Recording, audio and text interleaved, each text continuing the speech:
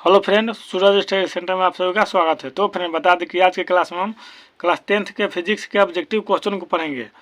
और एक बात बता दें कि फिजिक्स में जितने भी ऑब्जेक्टिव क्वेश्चन बनने वाला है उसको हम क्लास वाइज करके पढ़ते जाएंगे।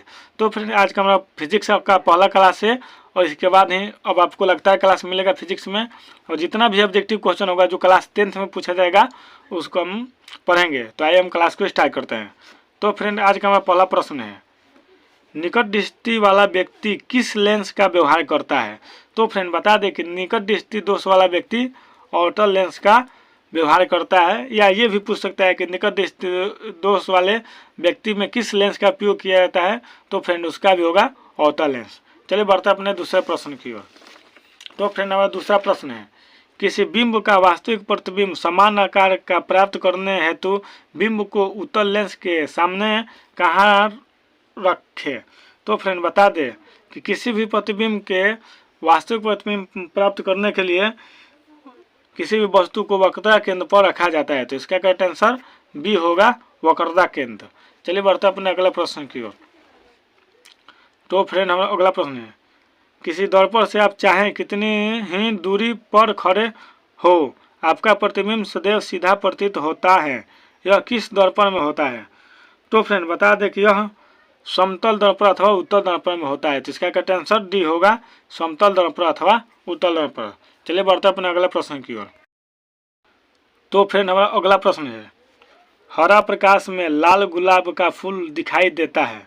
तो फ्रेंड बता दें कि हरा प्रकाश में लाल गुलाब का फूल काला दिखाई देता है। तो इसका करेक्ट आंसर डी होगा, काला। चलिए बढ़ते अपने अगले प्रश्न की ओर। स्पेक्ट्रम प्राप्त करने के लिए किसका उपयोग किया जाता है।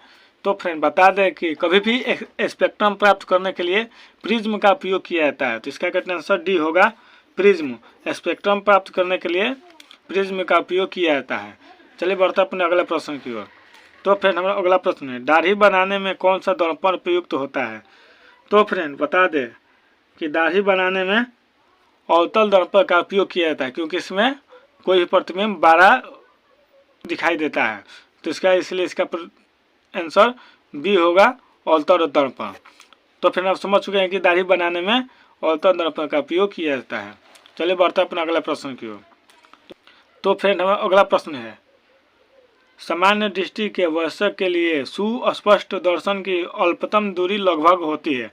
तो फ्रेंड बता दें कि किसी भी व्यक्ति के स्पष्ट देखने की अल्पतम दूरी 25 सेंटीमीटर होती है। तो इसका करेक्ट आंसर सी होगा, 25 सेंटीमीटर।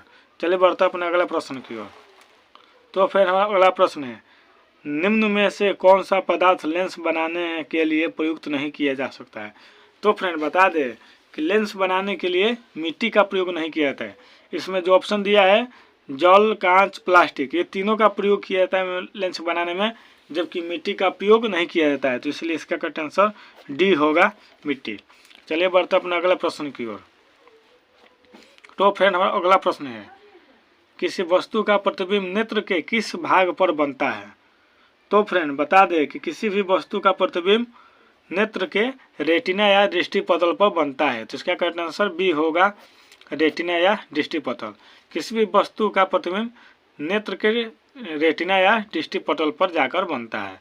चलिए बढ़ते अपने अगले प्रश्न की ओर। प्रकाश के किस रंग के लिए अधिकतम तरंगदैर्घ्य होगा। तो फ्रेंड बता दें कि प्रकाश के लाल रंग के लिए अधिकतम तरंगदैर्घ्य होगा। तो इसका करेक्ट आंसर सी होगा, लाल। क्योंकि हम जानते हैं कि लाल रंग का तरंगदैर्घ्य अधिक होता है, इसलिए प्रकाश के लाल रंग के लिए अधिकतम तरंगदैर्घ्य होगा। चलिए बढ़ते अपने अगले प्रश्न की ओर। तो फ्रेंड हमारा अगला प्रश्न है, सरल सूक्ष्मदर्शी में किसका उपयोग होता है। तो फ्रेंड बता दें कि सरल सूक्ष्मदर्शी में उत्तल लेंस का उपयोग होता है। तो इसका करेक्ट आंसर डी होगा, उत्तल लेंस। चलिए बढ़ते अपने अगले प्रश्न की ओर। अगला प्रश्न है, मानव नेत्र जिस भाग पर किसी वस्तु का प्रतिबिंब बनाते हैं वह है। तो फ्रेंड बता दें कि मानव नेत्र दृष्टिपटल पर प्रतिबिंब बनाता है। तो इसका करेक्ट आंसर डी होगा, दृष्टिपटल। चलिए बढ़ते अपने अगले प्रश्न की ओर। अभिनेत्र लेंस की फोकस दूरी में परिवर्तन किया जाता है। तो फ्रेंड बता दें कि अभिनेत्र लेंस में फोकस दूरी में परिवर्तन पक्षाभि द्वारा किया जाता है। तो इसका करेक्ट आंसर सी होगा, पक्षाभि। चलिए बढ़ते अपने अगले प्रश्न की ओर। तो फ्रेंड अगला प्रश्न है कि ऐसे पदार्थ जिनसे होकर प्रकाश आसानी से पार कर जाता है उसे कहते हैं।